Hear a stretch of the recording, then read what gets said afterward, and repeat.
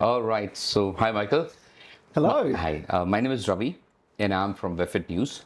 First of all, I want to thank you for your time and the ease. You understood what we wanted to do, and we wanted to speak, and you agreed for your time. So, thank you so much for that. Pleasure. Yeah. Yeah. So, what was going on in your mind? When you saw that email, that okay, who these guys are, and why are they trying to, reach to me and speak to me? What do you thought?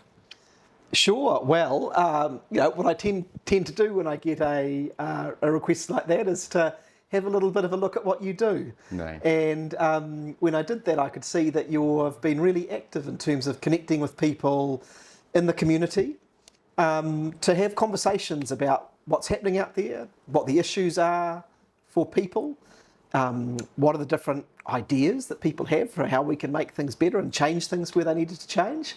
And I thought that's a really great initiative, and I'd be happy to talk. Thank you so much. I appreciate that. Yeah. Now I want to begin with very lighter note. Michael, labor, Roskill. If three words gets into your head, what comes out? Oh, okay. Well, that's been my life for quite a long time now. I was first elected to a role in this community back in 2010 onto the local board.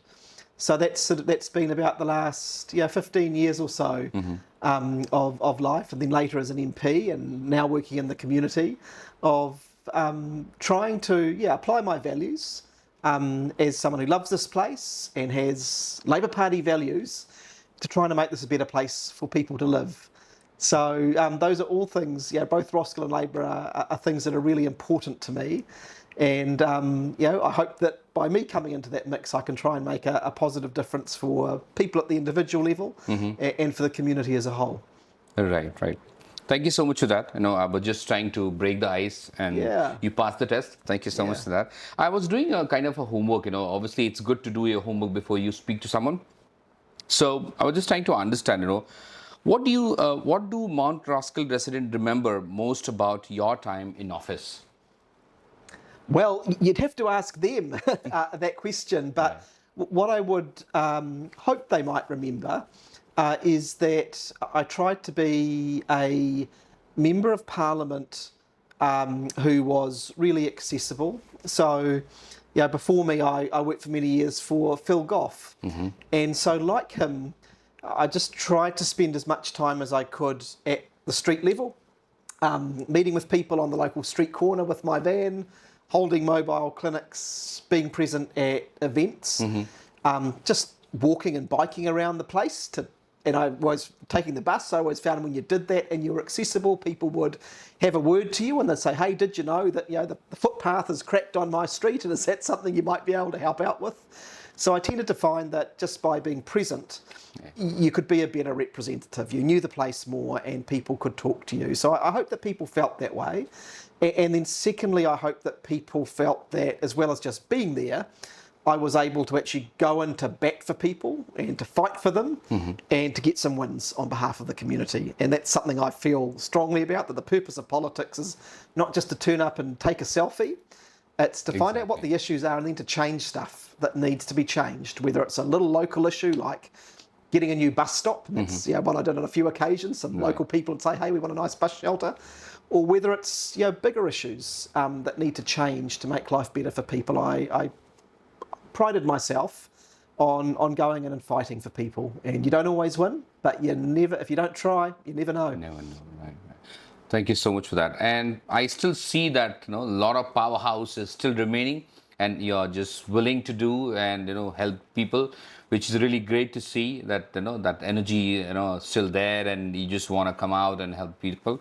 Appreciate that. Yep. Now, how are you engaging with the community now that you are out of the parliament? And the way you said, you are talking, you're trying to, stand in one corner and to understand. Now, is there any other approach you have in your mind which you are yet to implement in terms of connecting with the community? Well, one of the things that I've done over the last couple of years since finishing in Parliament has been to set up a local community organisation called the Mt Roskill Community Association. And it's about trying to be an advocacy body for this community.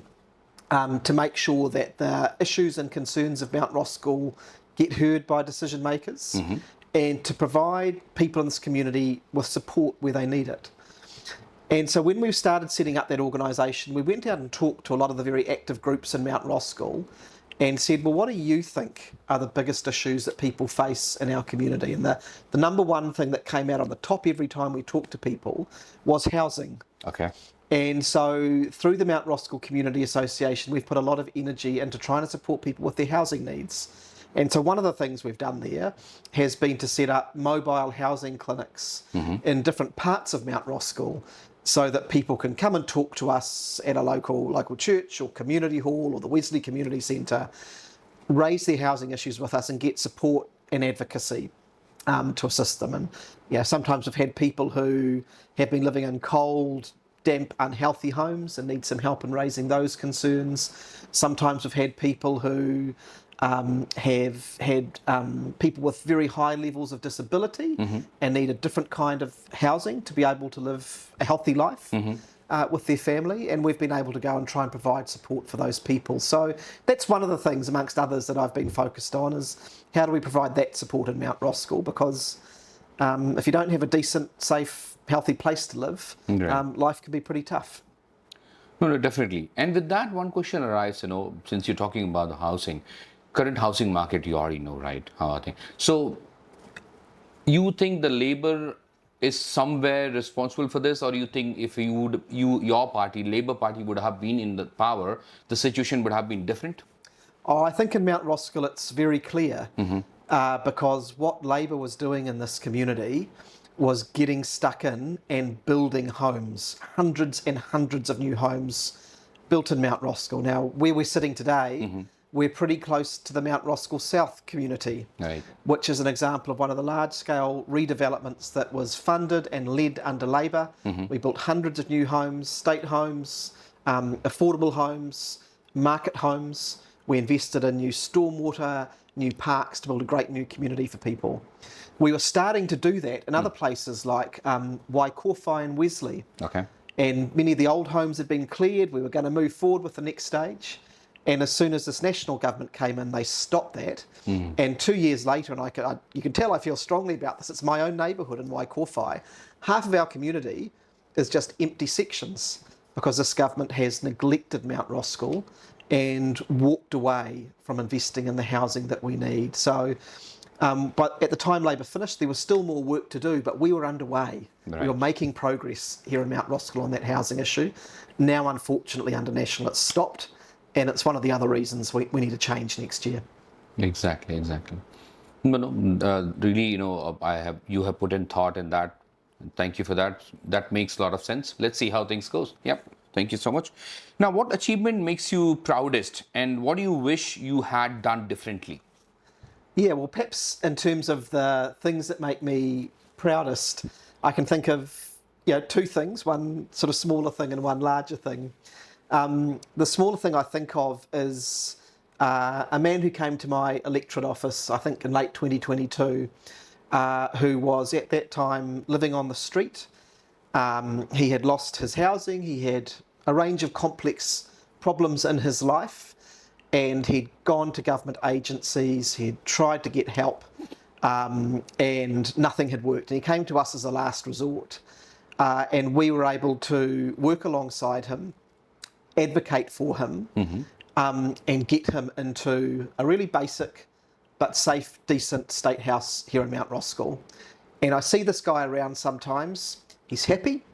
He started a small local business in his community. Nice. His life has improved because we were able to support him and help him out with this particular problem in his life. And that's not a big issue that affects thousands of people. It was one person's life, but we were able to make a difference, and that makes me feel proud. The second thing that I'll say, which is one of those bigger things, is that I continue to be really, really proud of what we did as a government to save the lives of people in this community around Mt Roskill during COVID. And, as the years have gone by, sometimes our memories dim a little bit. But we faced the risk of thousands of people, particularly our treasured older people and people with vulnerabilities becoming very sick and dying if we didn't take action. And through the leadership of our government, we were able to lead the world in terms of limiting the number of people who were made very sick or who lost their lives in that period.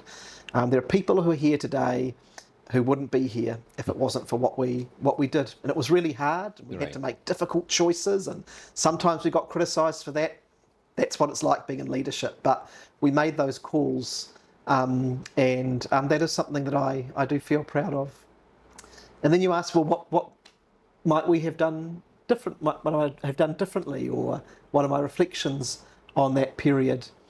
Which is a really good question. And I think one of the things that when I look back on that I would probably do differently, you'll be aware that for a period of that time I was the Minister of Transport, and we made great progress with a lot of projects. But by the time we finished in government, some of those bigger transformational projects hadn't been finished, and unfortunately they were then killed off by the incoming national government. Projects like light rail in Auckland, which would really open up the city and give hundreds of thousands of people access to great public transport like you get in the other great international cities. And one of the things I would do differently with that is I would start out by beginning to build that in shorter, smaller, cheaper stages, so that we made some progress more quickly and then moved on to the next part. And I think by taking that approach in the future, and I hope we get the chance as a Labour government to do that in the future, we'd potentially move forward with these projects in a way that would stop starting under different governments, which is a big problem. Right. Thank you so much for all these different sections of the question. I want to go back because for me, even a small thing matters. You said that the person walks into you and you helped him out. Now, what can we do, Michael, that even though Michael is not there, but there's a system, the person walks to the system, no matter which government comes and goes, and he gets the help. You said that he did try all of stuff, right? But it didn't work out. So what is the one thing which you have in your mind or can be done that we don't need a person, we need a system which can help? It's a really good question, and it's one I've thought about quite a lot. And what I tend to find is that in many of the systems that we have, they work pretty well for 90% of people. You maybe think about people who need support through work and income, children and young people in our schooling and education system, a sick person going into the health system.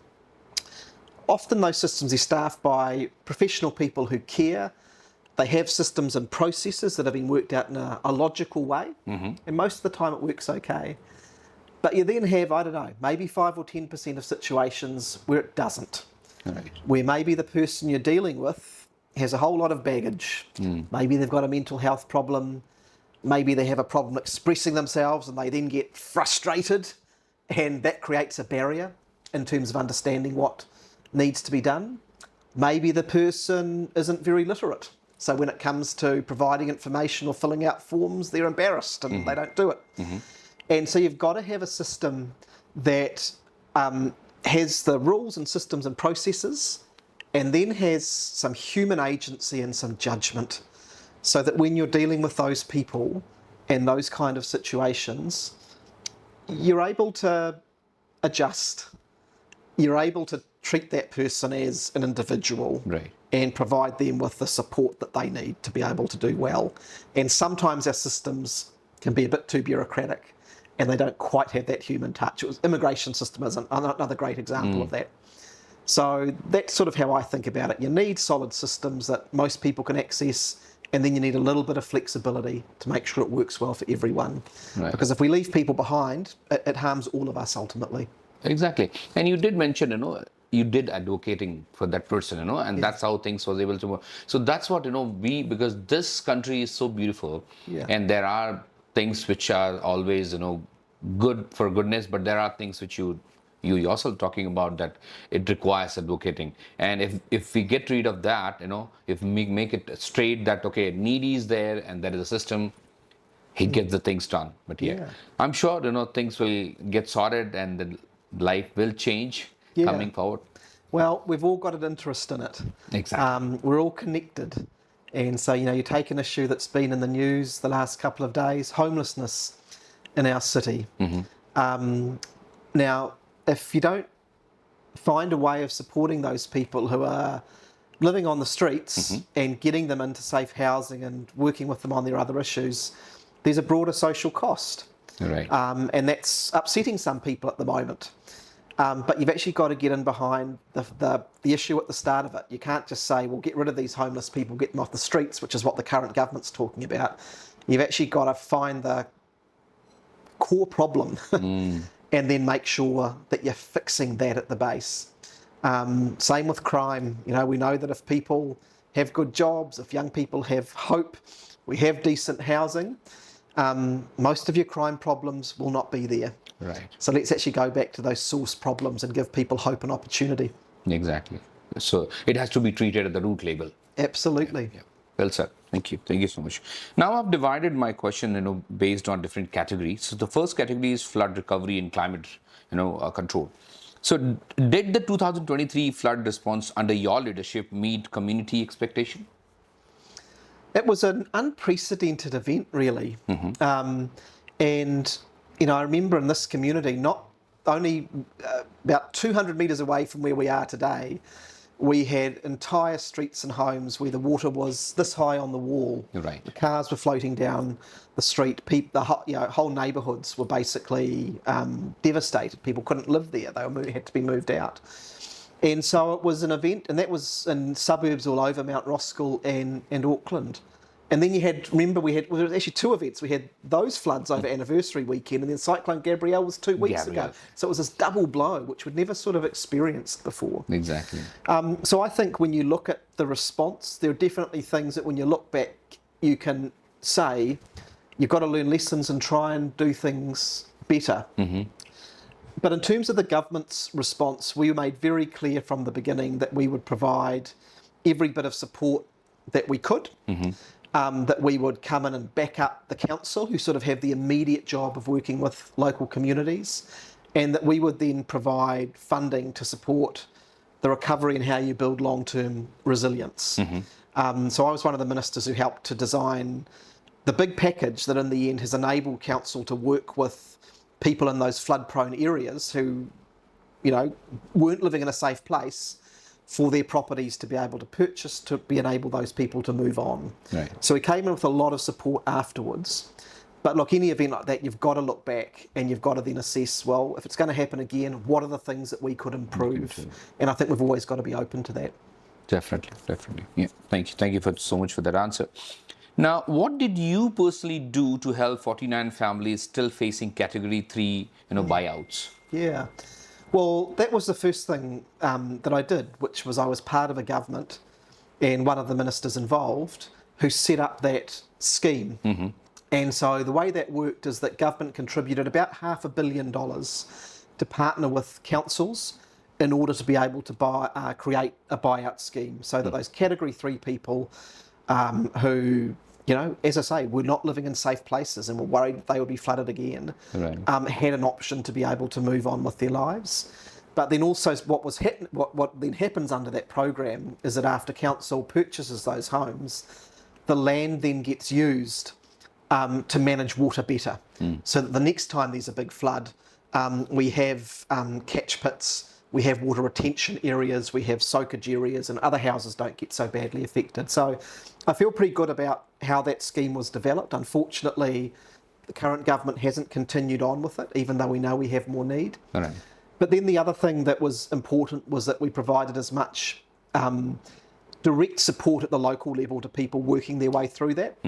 And so as MP, one of the things, and after being an MP, I've tried to do as much as possible is just to be able to meet with those people, to help them advocate if they're having problems dealing with council and the buyout process, and to try and speed up the process. So, I remember working in particular with a group of residents in the Balmoral area who felt that the process was taking a really long time and it was very stressful for them. And so something I did was to try and come in behind them and put some positive pressure on council to be more responsive to the needs of those residents. Currently, I'm working with a group of residents in the Upper Foe area, sort of around White Swan, where they continue to have serious flooding, to try and advocate for council to make the investments that are going to make that area a safe and resilient place to live in. The council currently has not made those commitments. Okay. So I'm working with those residents to be able to raise their concern up and say to council, you've got a duty and a responsibility to manage this issue now that you know about it. Yeah, right, right. No, very well said. And I'm sure, everybody will agree that the flood in the Gabriel, that was unfortunate, which is obviously in nobody's control. And I pray that Auckland has to never face that kind of situation ever again. Yeah. Well, unfortunately, I think we will. And I think we have to be honest about this. Yeah. We're living in an era of climate change, and we will get more of these types of events in the future. No one can say exactly when they will be. Right. So we must put the steps in place to be ready for them, so that people will be safe. And we have to remember, over those two events in 2023, about 10 people lost their lives, Yes. as well as many people having huge financial losses and huge strain on their mental health. So we have to do the work now to be ready. And we also need to be doing the work to be mitigating climate change as well. We can't forget about that side of it. We don't want this problem to keep getting worse, and we've got to play our part there too. Right. Let's see how we are going to deal. But yeah, there's something you rightly said, that these kind of issues are keep occurring, and we have to be prepared for the future. Yep. Thank you so much. So now we will be moving to transport and infrastructure. So why choose the hybrid tunnel, light rail plan instead of a surface line down Dominion Road? Yeah. So the way we went about that project was to assemble a team of people, a governance team of people, to really thoroughly look at what the best option was going to be. Most people in Auckland know that we need to significantly improve our public transport and have a quality linked up rapid transit system, so that you can get on a bus or a train in South Auckland, East Auckland, Mt Roskill, Central City, wherever, and make joined up journeys. That's the only way we will fix congestion in the city. And so having a form of light rail along that central area from the city centre through Mount Albert, Mt Roskill, moving into South Auckland and towards the airport and all of the employment area there, is one of the big missing links. And so when we set up the light rail organisation in 2020, we said to the independent group that we set up, we want you to go and do the technical work and tell us what you think is the best option. And they looked at a surface level option, a partially tunnelled option, and a fully tunnelled option. And it was led by a guy called Lee Orton, who was the former chief executive of Manukau City Council, 40 years of civil engineering and local governance experience. So really top quality people. And they came to the view and advised us that they thought that there were more benefits in a tunnelled option. Briefly, what those are, you can, it's a much more efficient way of moving more people, because you are not interacting with the roading system, which you are if you're at surface level. It's a quicker service, and you have more capacity for the next 30, 40, 50 years if you have an underground system. Secondly, what you can do with that, you're not restricted to having to run on this road or that road. You can site your locations where there's going to be the greatest demand. So, for example, with that light rail route, one of the things we were planning on doing was siting a station in the Wesley area where there was going to be huge investment in new housing. So you have that additional flexibility if you tunnel as well. Costs a little bit more money, but you get bigger benefits, and it had a very positive cost-benefit ratio because of that. Having said that, all of the options were good options. A surface-level light rail option is also a good option, but it just works a little bit differently, and you get a different mix of costs and benefits. Yeah.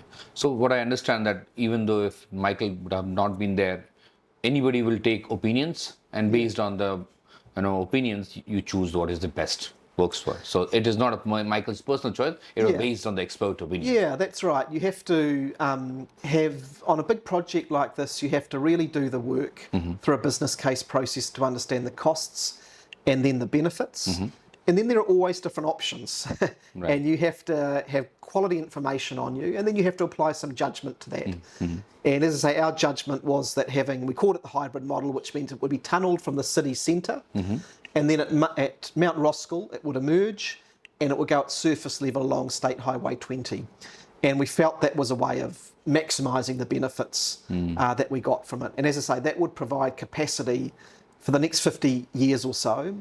And what it would also do, it would enable us to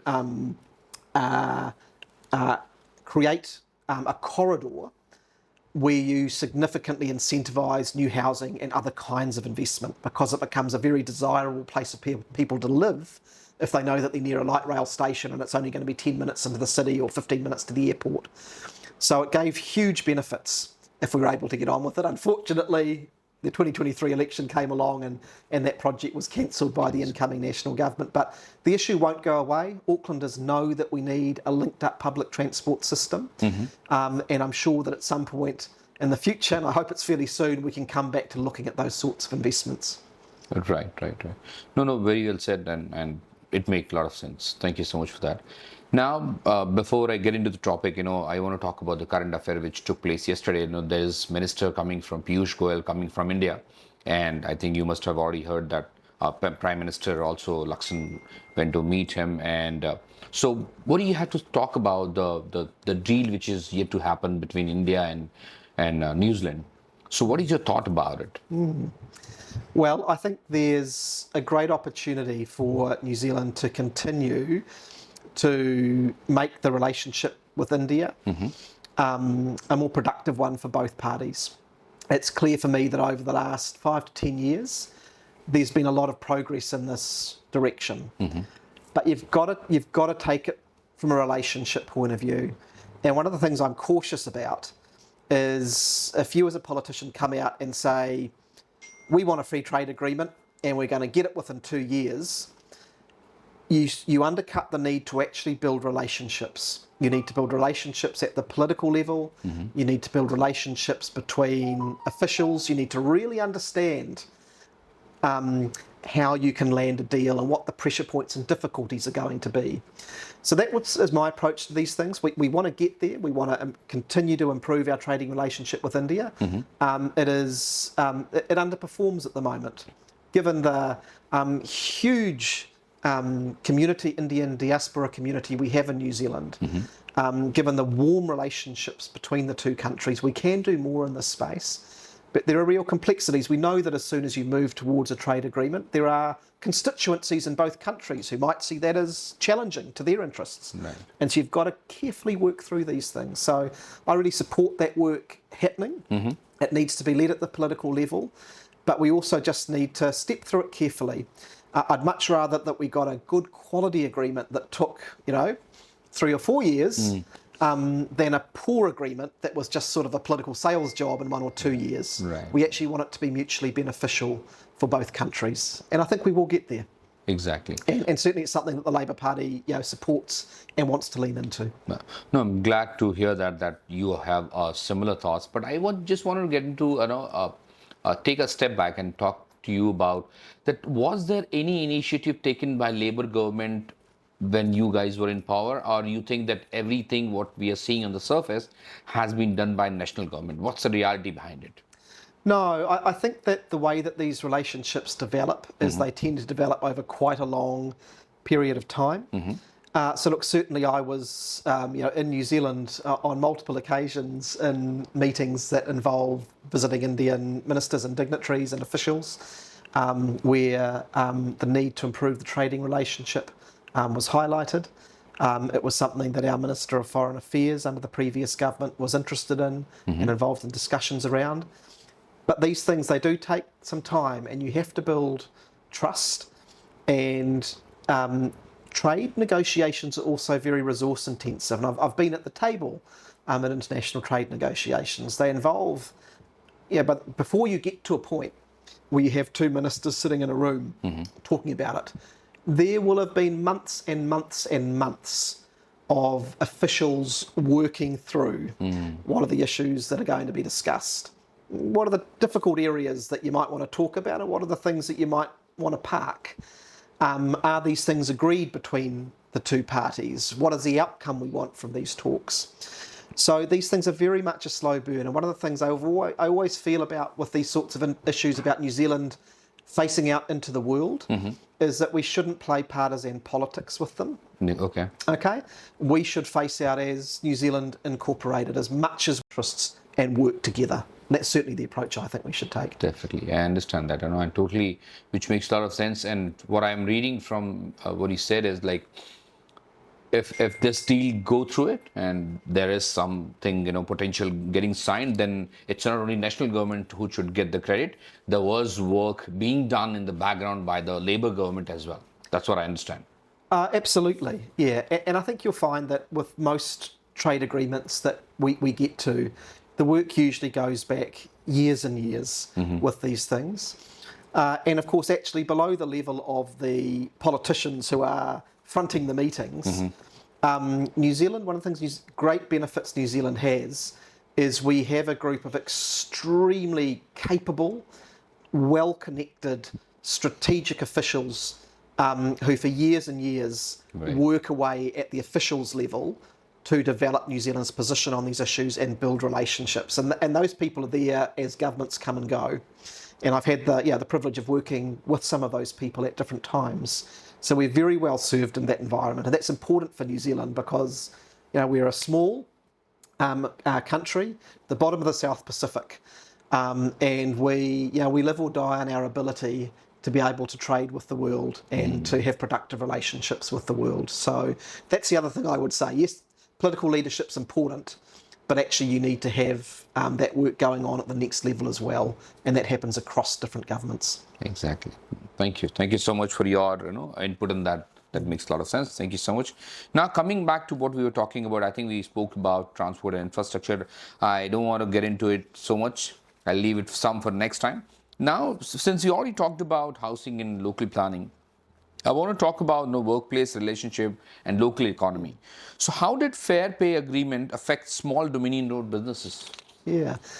Well, of course, we never had fair pay agreements implemented.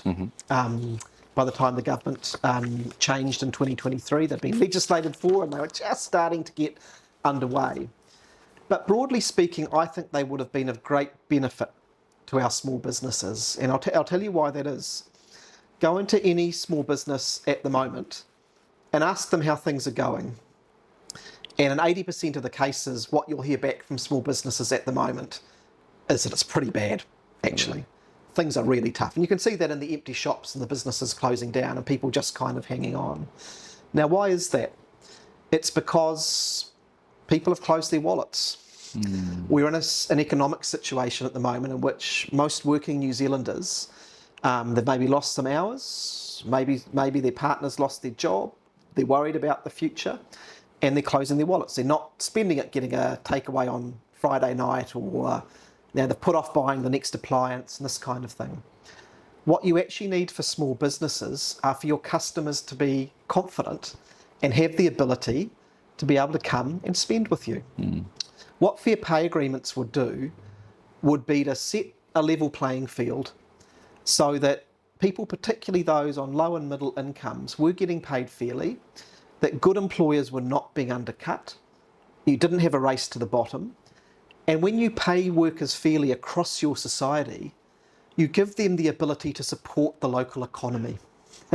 And so if you go somewhere like Australia, they have something that's pretty similar to fair pay agreements.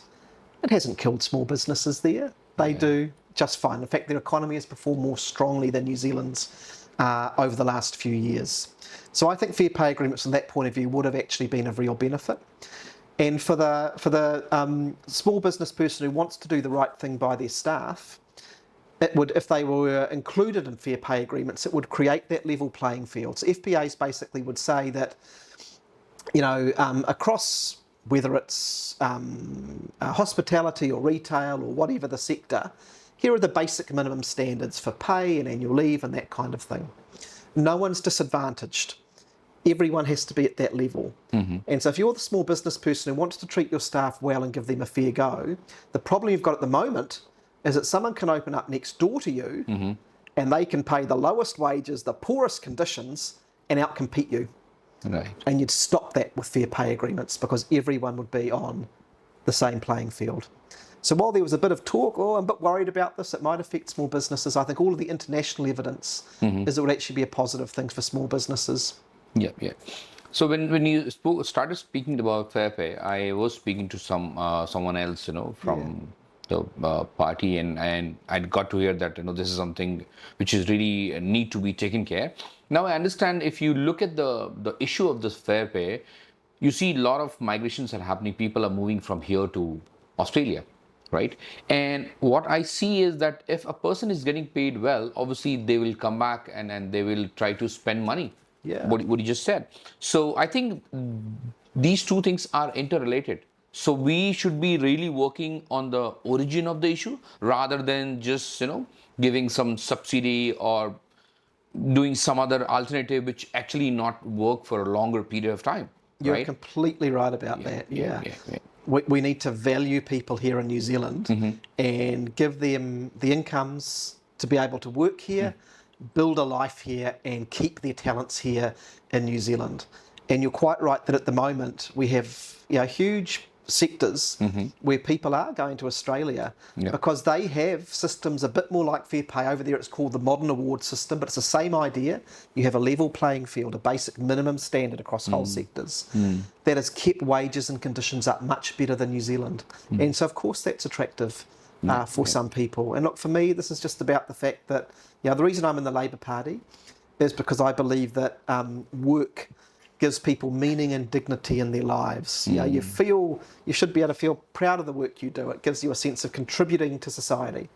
So we should value work and value workers. And too often in the systems we have in New Zealand at the moment, we don't. And some of the people doing really important work in our society, I think, for example, about the care and support workers who look after our sick, who look after our elderly, grandparents when they need care in their home and this kind of thing. Those people just had their pay equity settlement killed off by this government. So you can understand why those people think, maybe I need to look somewhere else if I'm going to be valued.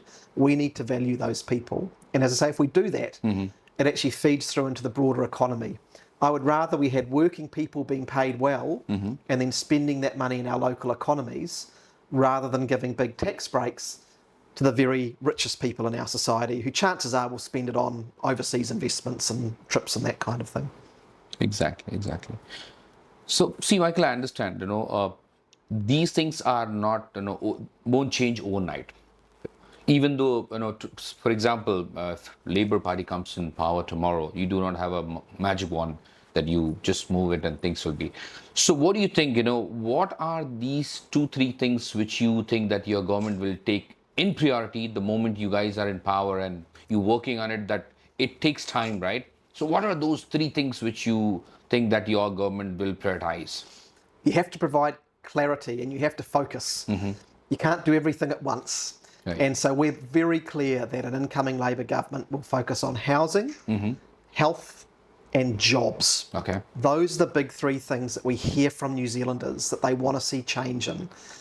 We continue to have this huge problem with people having access to decent, healthy, affordable housing. That needs to be a big focus. We have a health system which is in crisis. Doctors and nurses so frustrated that they're leaving the country. Full day strike last week. People having to wait months and months for surgery that they need. Doctors' fees of nearly $100. And we've announced policies that start to address that stuff, like the 3 doctors' visits and just today, free cervical screening for all women through the Medicard card as well. And then jobs. We've got to focus on the economy. This economy under National is going nowhere fast. Up to record unemployment of 5.3%, just announced yesterday. The government pulled back on a whole lot of infrastructure investment. It's provided no direction in this area. And what really worries me is we have 25% of our under 25s not in education, employment or training. And that's a recipe for social discord, for crime and all sorts of social problems. So really getting a focus from the government of getting people into work with a growing economy, into decent, well-paying jobs. That's always a mission of a Labour government, and it'll be one of the priorities if we're able to get re-elected next year as well. Right. So with that, one more question is coming into my mind that, see, when Labour government was there. I used to visit GP. If I do not have an appointment, I still have to wait for say 3 to 4 hours, and still that continues. So how that is different from then and now? I'm just trying to understand. Yeah. Yeah. Yeah. Well, what we've seen over the last couple of years is that situation has definitely gotten worse. That we have people who sometimes don't just have to wait a few hours to see their GP, but literally have to book weeks ahead now. Right. We've seen a further flight of GPs out of the country to places where they feel like they're going to be treated better and be under less stress for what is an incredibly important job. And we've seen the costs continue to rise, as I say, to close to $100 in many of our major cities at the moment. And so what Labor has said through the announcement we made last week is that we are going to ask a relatively small number of New Zealanders who make a lot of money out of speculating on property to pay their fair share of tax like everyone else does, and every single dollar of that will go into improving our health system. It'll go into providing the free GP visits per year, but also it will go into providing greater support for our GPs so that they're able to build their practices, so that they're able to be remunerated on a fair and equitable basis from the government for the work that they do in our communities, and so that we're able to retain more of those people over time. And also making smart investments in things like telehealth and how we can responsibly use AI to help people with their health needs as well. So in addition to those doctors' visits, there's additional funding that will come from Labor into how we can continue to improve that system so that if you or your family member are sick, you're able to access a GP in your community and it's not going to break the bank. Exactly. And remember, the other point about that is it improves the whole health system because if people are able to see their doctor locally, they're not clogging up the emergency wards at the hospital, which is one of the other big problems at the moment. Right, right. No, I get that. Now, obviously, everybody is seeing the brain drain, the doctors, the nurses, they are migrating in big numbers. And I totally agree, the main difference is like earlier you used to get appointment within a week. Now you have to, wait for 2 to 3 weeks. But do you think that the fair pay is going to solve this issue as well? I don't think that fair pay agreements on its own will solve that issue. And remembering that fair pay agreements won't immediately apply everywhere. They'll apply to groups of workers who say we would like to have a fair pay agreement. So some of the groups who indicated they would like that were groups like cleaners, security guards, bus drivers, supermarket workers. So predominantly what you were finding is that it was groups of workers who have been on quite low pay and for whom life is very hard, who are particularly saying we think there's a benefit in a fair pay agreement for us. But certainly there might be other areas where we have problems retaining people, where a fair pay agreement system and other policies will help to keep them here in New Zealand.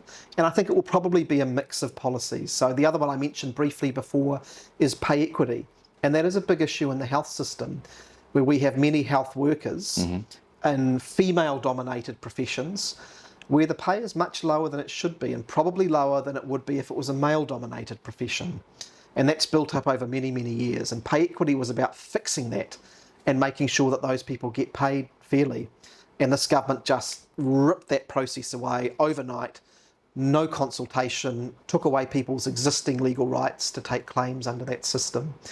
That's something that Labor has committed to bringing back as well. So I think a mix of policies, better investment back into our health system, bringing back pay equity, fair pay agreements, just listening to our teachers and nurses, not like this current government who seems to be picking a fight with them at the moment. I think that mix of policies, not overnight, but in time will help us to start dealing with some of these issues and keeping the people in New Zealand that we really need to have quality public services.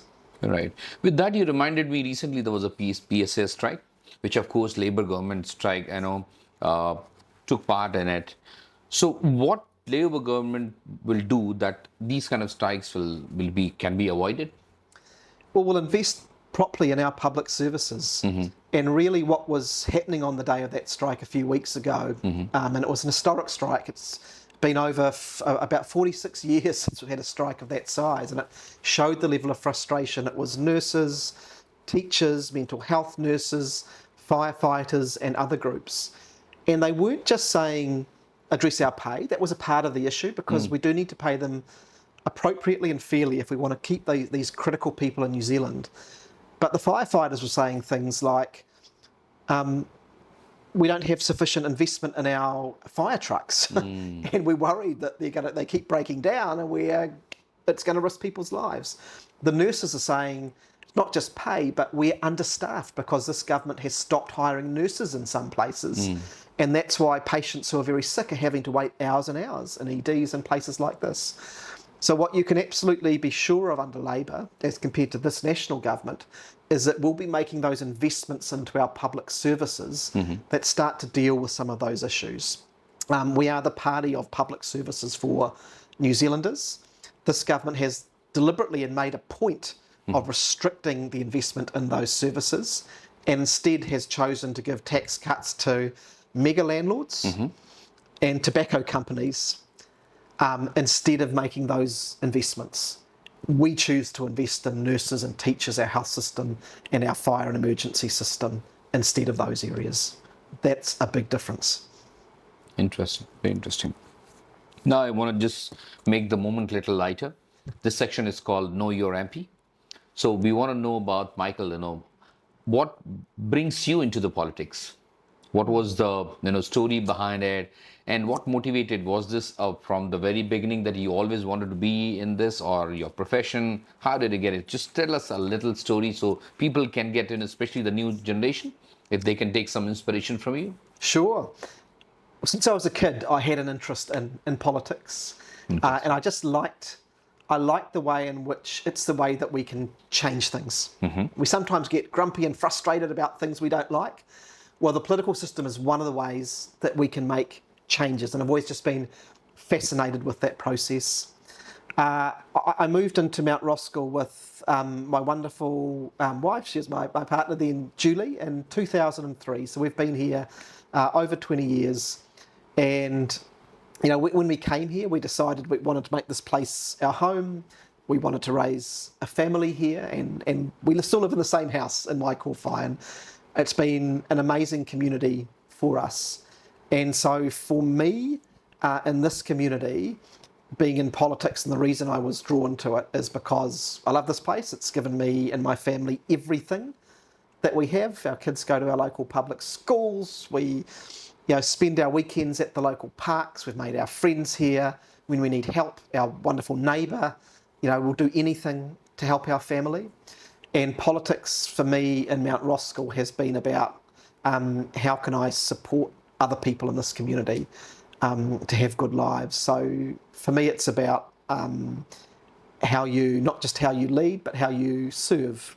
I think that's the way that you want to look at politics, and it's how you can best make a difference for the people around you. So can I say that Michael was meant for politics? Well, in a democracy, it's always for the voters to decide that. Yeah, right. But it's something that I continue to have a huge passion for. And you've mentioned some things that I really care about when we've been talking. That issue of ongoing climate change, how an unstable climate is going to affect this community. More people in Mt Roskill were affected by that flooding than any other community in Auckland. Well, we need political representatives who will fight for our communities and will make sure that the investment comes here to make sure that it's safe to live here. And the next time we have a big storm like that, we don't have people terrified for their lives and hundreds of homes flooded. So that kind of thing drives me on. The fact that we have so many people in this community who work really hard, whether it's in small business or in some of those jobs that we talked about, care and support workers, nurses, people in our supermarkets. And life is just, they work really hard. They're doing everything they should. And life's just still harder than it should be. They should be paid fairly. They should have affordable housing. And the fixes to these things in our political system are not super quick. But they're things that we can do better in. And that's what I'm really drawn to. And I suppose finally the thing I'd say is that, as people know, I lost the seat back in 2023. I had a really bad year that year, actually. And it's actually when you go to the bottom, when you lose, when things go wrong for you, that's when you really know who you are and what you want to do. And I certainly feel like this is an area that I still really care about and want to contribute to. Right, right, right. Oh, very nice to hear that. So, if I want to know about Michael, so what was your schooling? Where you did schooling? What was your education you want to talk about? Yeah, so I grew up in Pakuranga, in East Auckland. My mum and dad still live in the same place that I grew up in. And had a great childhood out there. Went to the local primary school, Wakaaranga Primary School, on to Pakuranga College, and then Auckland University later on.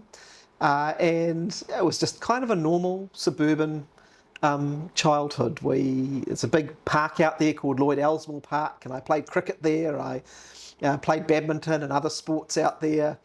Went on crazy biking adventures at the weekend with my mates. Right. And still have friends from that time that I meet with and are really important to me as well. But as I say, all through that period, I felt interested in politics. My parents weren't involved in politics in any big way. Didn't talk about politics a whole lot.